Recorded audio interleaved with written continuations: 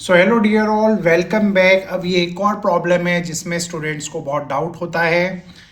तो यहाँ पे question was very very simple कि जो हमारा y है सर, वो यहाँ पे हमें दे रखा है sin x, है ना। और हमें जो वैल्यू यहाँ पे निकालनी है वो निकालनी है जब हमारा x ज़ीरो होगा और जब हमारा यही x यहाँ पे 2 यानी 360 तक जाएगा। ठीक है, तो सबसे पहले तो इन तरीके के क्वेश्चंस को करने के लिए हमें ग्राफ क्लियर होना चाहिए। तो लेट मी टेल यू, अगर मैं इसको ग्राफिकल मैं इसको प्लॉट करके देखूं तो साइन ज़ीरो की वैल्यू साइन ज़ीरो होती है, फिर साइन 90 की वैल्यू आपको पता है 1 होती है, और फिर साइन 180 की वैल्यू यहाँ पे क्या होती है, 0 अगेन। तो यहाँ पे एक चीज तो क्लियर है सर, एक चीज जो यहाँ पे क्लियर समझ में आ रही है वो ये है कि अगर मैं 0 डिग्री से अगर मैं 180 तक देख रहा हूँ तो जो मेरा ये y dx जो बनता है, आपको पता है ना, यहाँ पे यार आपको रेक्टेंगुलर ये प्लॉट करना होता है, ये y होता है, ये फिर dx बनता है नीचे वाला। तो y dx मेरा जो भी है, क्योंकि यहाँ y की वैल्यू इस पर्टिकुलर क्वाड्रेंट में पॉजिटिव होती है तो ये हमेशा पॉजिटिव रहेगा। लेकिन क्योंकि हमें यहाँ 2 पाई तक ले जाना है इस क्वेश्चन को, तो 2 पाई तक जब इस क्वेश्चन को आपको ले जाना है तो अब आपको पता है 180 से लेके 360 डिग्री तक यही साइन की वैल्यू क्या हो जाती है, नीचे की तरफ आती है, मतलब वो नेगेटिव वैल्यू देना स्टार्ट करती है। तो यहाँ पे जब वो नेगेटिव वैल्यू देना स्टार्ट करेगी तो सिंपल सा बात है कि 180 से लेके 2 पाई तक ये जो पर्टिकुलर फंक्शन है ये आपको माइनस ऑफ y वैल्यू देगा, क्योंकि ऊपर की तरफ प्लस y है, नीचे की तरफ माइनस y है, ये ध्यान रखना। तो ये बन गया आपका यहाँ पे dx। ठीक है, सो बस यहीं पे आपका क्वेश्चन ये अब खत्म हो जाता है, बहुत सिंपल हो चुका है।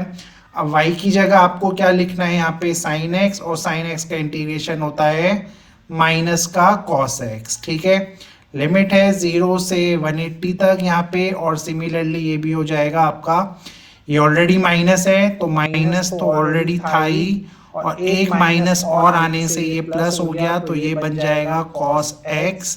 और यहाँ पे लिमिट आपकी चल रही है पाई से लेके 2 पाई तक। और let me tell you the values अगर मैं आपको समझा दूं तो जो cos 0 डिग्री की वैल्यू होती है वो ही cos 360 की वैल्यू होती है। जो cos यहाँ पे 0 डिग्री की होती है वही माइनस ऑफ cos 180 की हो जाती है, यानी हर 180 डिग्री एंगल के बाद आफ्टर 36 डिग्री क्या होता है, 360 डिग्री के बाद क्या होता है, वैल्यू आपकी रिपीट होती है, और 180 डिग्री के बाद क्या होता है, वैल्यू रिपीट ही होती है, बट यहाँ पे उसका साइन चेंज हो जाता है। तो यही लॉजिक यहाँ पे है। तो अब हम देखते हैं, सबसे पहले आप ऊपर डालेंगे माइनस को, अगर मैं कॉमन ले लूँ तो ये बनेगा cos पाई यानी 180, और माइनस आप करोगे इसमें cos 0 डिग्री। ठीक है, अब cos की बात बड़ी सिंपल है यार, cos 180 क्या होता है, cos 180 आपका होता है जो cos 0 होता है, cos 0 होता है 1, तो cos 190 यहाँ पे क्या बनेगा, just I think visibility is come again. Okay, तो यहाँ पे cos 180 आपका क्या बनेगा, वो बन जाएगा माइनस का 1, तो ये -1, ये -1, माइनस माइनस ये आपको प्लस का 2 दे देगा पूरा सॉल्व करके, तो ये बना आपका प्लस का 2। और वहीं अगर मैं इस पे वैल्यू डालूं तो यही प्लस का साइन है, तो ये बन जाएगा cos 360 माइनस cos अगेन आपका यहाँ पे हो गया वैल्यू ये 180। तो सिंपल सा लॉजिक है, अगर मैं देखूं cos क्या होगा भाई, जो cos 0 होगा वही ये होगा।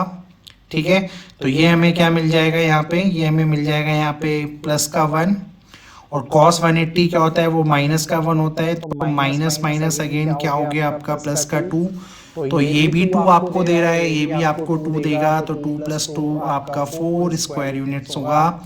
And with this way this question is done, और यही आपका आंसर था। Thank you guys.